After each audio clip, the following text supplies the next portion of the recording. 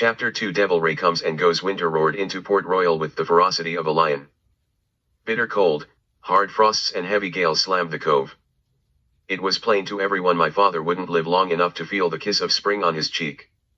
His condition deteriorated, leaving my mother and me to run the inn. It kept us so busy we didn't have time to mind our inscrutable, non-paying guest. It was a January morning, similar to the ones preceding it. A frosty bite clung to the air. Blue ice blanketed the cove, and foamy ripples lapped on the rough and rugged stones along the coast. The red sun brushed the hilltops and illuminated the control towers of New Province's spaceport with a soft rosy glow. This morning the skipper rose earlier than usual and set out for the beach. For an ailing man he walked with an uncharacteristic spring in his step. An electro blade swung under the broad skirts of his patchwork yellow coat. He clasped a brass videoscope under his arm, his black hat tilted back upon his head, and his tail wagged back and forth. His breaths came out white clouds, mingled and hung in the air, like thought bubbles without a thought, as he bounded toward the bay. When he rounded the boulder by the pier, I heard a snort of indignation. It was as though the skipper was still fixated on his encounter with Dr. Fixit. While I set the breakfast table for the skipper's return, my mother tended to my father upstairs. As I tossed a sausage on the floor for our cat, Slouther, the tavern door flung open. A Suntarian man, I'd never seen before, entered. He was a pale, gaunt figure of a man, with mottled blue scales and missing 2 fingers on his left hand. He wore billowy black breeches tucked into thigh-high leather boots. They folded over themselves and buckled along the sides. His black jacket sported a high collar and stopped short of his knees. The frills of his white linen puffy shirt cascaded down his chest like spray from a waterfall. Though he carried an electro blade, he didn't act like much of a fighter. I always looked out for spacefaring men, no matter how many arms or fingers they possessed. I remember this one puzzled me. He did not strike me as a spacefaring man with his natty clothes and his trim appearance, and yet, he did. This Suntarian exuded a sinister air. I asked what he wanted, and he said a stout. I told him we serve grog or liquid fire. Fetch me a grog, he said with a hint of annoyance in his voice. As I turned to fetch his drink, a sudden scraping of wood against stone caught my attention. The stranger pulled out a chair, sat at the skipper's table and motioned with his 3 fingers for me to come closer. I paused and my body tensed because he gave me the creeps. Come here, Sonny, he said with a twisted smile, still wagging his 3 fingers. Come here. I took a step nearer. Is this here table set for my mate Bobby? He asked with a sneer. I told him I knew no one named Bobby and left this for a lodger whom we called the skipper. Well, he said, still sneering, and flexing his 3 fingers, my mate Bobby goes by the name of Skipper.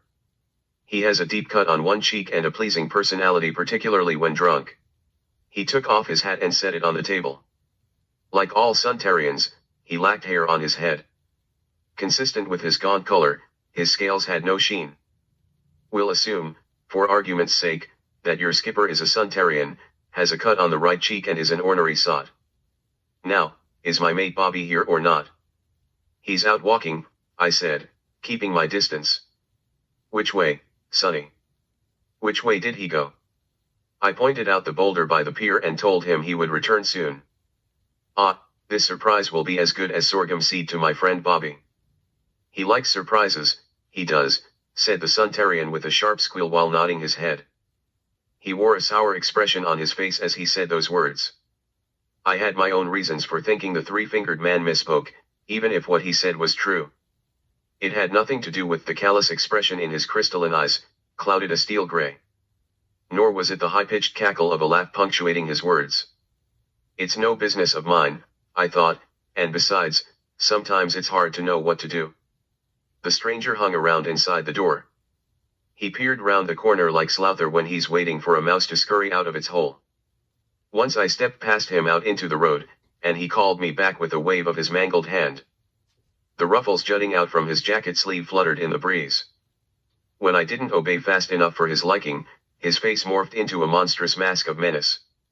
He ordered me inside with a vehemence that made me jump. As soon as I came back, he returned to his former manner, half flattering, half leering. He patted me on the shoulder. You're a good boy.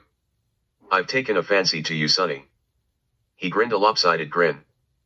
I have a son of my own. The lad's about your age and he's the pride of my heart. But the one thing boys need is discipline. He pointed one of his 3 fingers at me and nodded his head.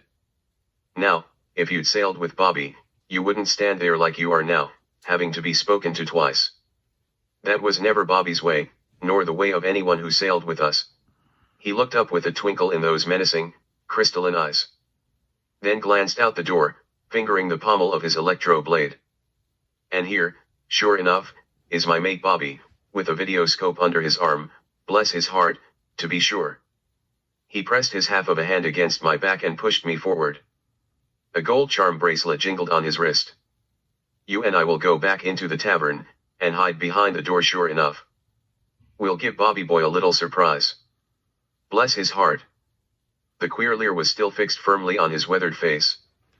The stranger pushed me so hard I almost fell headfirst onto the floor. He grabbed me by the collar and dragged me into the corner so the open door hid us both. I grew uneasy and alarmed and my heart beat so fast I had trouble breathing.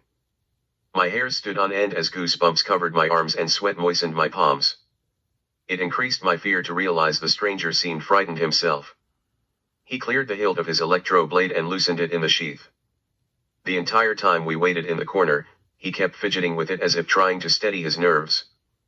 After what seemed an eternity, the skipper crossed the threshold and slammed the door shut.